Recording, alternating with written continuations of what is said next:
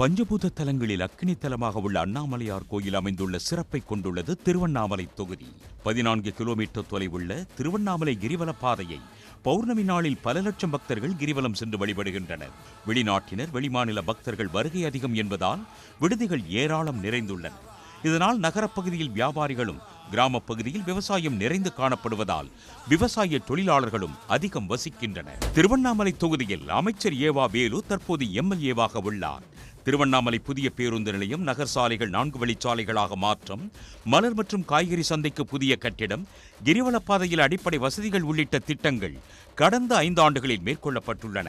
அதே சமயம் திருவண்ணாமலைக்கு வரும் வெளிமாநில பக்தர்களின் வருகை நாளுக்கு நாள் அதிகரித்து வரும் நிலையில் நகருக்குள் முறையான பார்க்கிங் வசதி இல்லாததால் கடும் போக்குவரத்து நெரிசல் ஏற்படுகிறது. இதனை தவிர்க்க அடுக்குமாடி பார்க்கிங் வசதி வேண்டும் என்பது பிரதான கோரிக்கையாக உள்ளது. அண்ணாமலையார் கோயிலுக்குள் உள்ளூர் மக்கள் தரிசனம் செய்வதற்கு தனி வழி வேண்டும். பணிக்காக வேறு மாவட்டங்களுக்கு செல்லும் இளைஞர்களின் எண்ணிக்கை உயரும் நிலையில் அதனை தடுக்க தொகுதிக்குள் தொழிற்சாலைகளை கொண்டு வர வேண்டும் போன்ற கோரிக்கைகளும் முன்வைக்கப்படுகின்றன. அடுக்குமாடி கார் பார்க்கிங் அமைத்து அந்தந்த இடத்துல அப்படி எப்படி எல்லாருக்கும் பிரிச்சு கொடுத்துட்டோம்னா வெளியூர்காரர்கள் அங்கங்க நிறுத்திட்டு பக்தர்கள் உள்ள வரத்துக்கு சௌகரியமா இருக்கும். தேரோடும் வீதின்றதுனால ரொம்ப நல்லா இருக்கு, எல்லாமே சிறப்பா அமைஞ்சிருக்கு. பட் ஆனா இந்த ரோடு ஹைட்டு தூக்குனதுனால மழை பெய்யும் போது எல்லா கடைகளுக்குள்ளேயும், முக்கியமா நகைக்கடைகளுக்குள்ள எல்லா கடையிலையும் தண்ணி வந்துடுதுங்க. அதை கரெக்டா அமைச்சு கொடுக்கணும்னு சொல்லிட்டு நான் கோரிக்கை வைக்கிறேன். வெளி மாவட்டம், வெளி மாநிலம், வெளிநாட்டுல இருந்து பக்தர்கள் வராங்க. அவங்க நிம்மதியா சாமி பார்க்க முடியல. கியூ வரிசை ஒரு பிரச்சனையா இருக்குது. சரியான கியூ வரிசை ரெடி பண்ணி விடணும். அதே மாதிரி உள்ளூர் பக்தர்களுக்கும் டைமிங் ஒதுக்கி அவங்களுக்கும் ஒதுக்கணும். திமுக கோட்டையாக கருதப்படும் திருவண்ணாமலை தொகுதியில் இதுவரை திமுக 9 முறையும், காங்கிரஸ் 6 முறையும் வென்றுள்ளது. அதிமுக ஒரு முறை கூட வென்றதில்லை. இந்த சாதனையை திமுக தக்க வைக்குமா என்பது தேர்தல் முடிவுகளில் தெரிய வரும். கன்னியாகுமரி இந்தியாவின் தென்கோடி முனையாகவும் 3 கடல்கள் சங்கமிக்கும் இடமாகவும் உள்ளது. சூரிய உதயத்தை காணவே கன்னியாகுமரிக்கு நாள்தோறும் நூற்றுக்கணக்கான சுற்றுலா பயணிகள் வருகை தருகின்றனர். அது மட்டுமின்றி கடல் நடுவில் அமைந்துள்ள விவேகானந்தர் பாறை, பிரம்மாண்டமான 133 அடி உயர திருவள்ளுவர் சிலை, சமீபத்தில் அமைக்கப்பட்ட கண்ணாடி பாலம் என சுற்றுலா பயணிகளின் விருப்பத் தேர்வுகளில் ஒன்றாக உள்ளது கன்னியாகுமரி.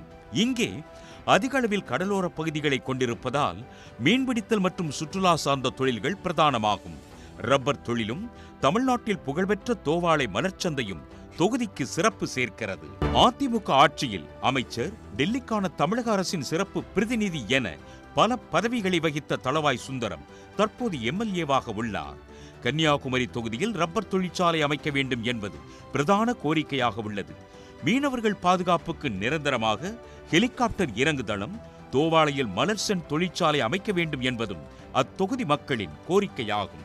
மீனவ கிராமங்களில் அமைத்திருக்க தூண்டில் வலைகளையும் கொஞ்சம் நீட்டித்து தந்தால் இந்த மீனவ கிராம மக்கள் மீண்டும் நன்றியோடு செயல்படுவார்கள். அதே நேரத்தில் கன்னியாகுமரி மாவட்டத்தில் ரப்பர் தொழில் பூங்கா அமைத்து தர வேண்டும் என்று கேட்டுக்கொள்கிறோம். ஏனென்று சொன்னால் ரப்பர் தொழிற்சாலையை வேலை பார்க்கின்றவர்களுக்கு ஊதிய உயர்வு கேட்டோம். அதையும் இந்த அரசாங்கம் நிறைவேற்றி தந்தது. அந்த வேளையில் அந்த ரப்பர் பூங்கா அமைத்து தந்தால், தொழிற்பூங்கா அமைத்து தந்தால் மிக்க நன்றியாக நாங்கள் செயல்படுவோம். அதே நேரத்தில் தோவாளையில் மலர் சந்தை கழிந்த தேர்தலில் ஷெட் அமைத்து கேட்டிருந்தோம். அந்த ஷெட்டையும் நீங்கள் அமைத்து தந்தார்கள். அந்த நேரத்தில் நாங்கள் இன்னொரு தகவலை நாங்கள் தெரிவிக்க வேண்டியிருக்கிறது. சீசன் இல்லாத காலகட்டங்களில் இந்த மலர்கள் அனைத்தும் டேமேஜ் ஆகக்கூடிய ஒரு சூழல் ஏற்படுகிறது. அதை கருத்தில் கொண்டு தோவாளையில் ஒரு மலர் சந்தை அமைத்து, செண்டு பூங்கா அமைத்து தர வேண்டும் என்றும் நாங்கள் கேட்டுக்கொள்கிறோம். திருவள்ளுவர் சிலை, விவேகானந்தர் மண்டபம் இடையே கண்ணாடி கூண்டு இணைப்பு பாலம், அரசு ரப்பர் தோட்ட தொழிலாளர்களுக்கு ஊதிய உயர்வு, தோவாளை மலர்ச்சந்தை வணிக வளாகத்தில் மேற்கூரை அமைத்தல் உள்பட பல்வேறு திட்டங்கள் நிறைவேற்றப்பட்டுள்ளன. குமரி மாவட்டத்தில் இன்னும் பல சுற்றுலாத்தலங்கள் இருக்கின்றன. முட்டம், வட்டக்கோட்டை, காளிகேசம், இதுபோல இன்னும் பத்மநாபபுரம், திருவட்டாறு, திருப்பரப்பு என்று சொல்லக்கூடிய பல சுற்றுலாத்தலங்களுக்கு பேருந்து வசதி என்பது இன்னும் நிறைவேறக்கூடாத நிலையில், அதாவது மிக குறைவான பேருந்துகள் அல்லது பல பேருந்துகளில் ஏறித்தான் இந்த இடங்களுக்கு செல்ல வேண்டிய ஒரு சூழல் இருக்கிறது. அரசு அதனை கவனத்தில் கொண்டு சுற்றுலா பேருந்து ஒன்றை நடத்தினால் எல்லா மக்களும் வெளி உலக மக்களும் வந்து இந்த சுற்றுலாத்தலங்களுக்கு சென்று கன்னியாகுமரியினுடைய பெருமையை இன்னும் பேசுவதற்கு வாய்ப்பாக அமையும். 1984ஆம் ஆண்டு சட்டப்பேரவை தேர்தலில் இருந்து கன்னியாகுமரி தொகுதியில் ஒருமுறை வென்ற கட்சி அடுத்த தேர்தலில் வென்றது இல்லை. அது இந்த தேர்தலிலும் நீடிக்குமா என்பதை பொறுத்திருந்துதான் பார்க்க வேண்டும். 700 ஆண்டுகள் பழமையான கொடிவேரி, 50 ஆண்டுகளுக்கு முன் கட்டப்பட்ட குண்டேரி பள்ளம் போன்ற அணைகளால் பசுமை போர்வை போர்த்தியது போல் காணப்படுகிறது கோபிச்செட்டிப்பாளையம் தொகுதி. தொகுதியில் 70% பேர் விவசாயம் மற்றும் அது சார்ந்த தொழில்களில் ஈடுபட்டு வருகின்றனர். கடந்த சில ஆண்டுகளாகவே கோபியை சுற்றி பின்னலாடை நிறுவனங்களும் நூல் மில்களும் அதிகரித்து வருகின்றன.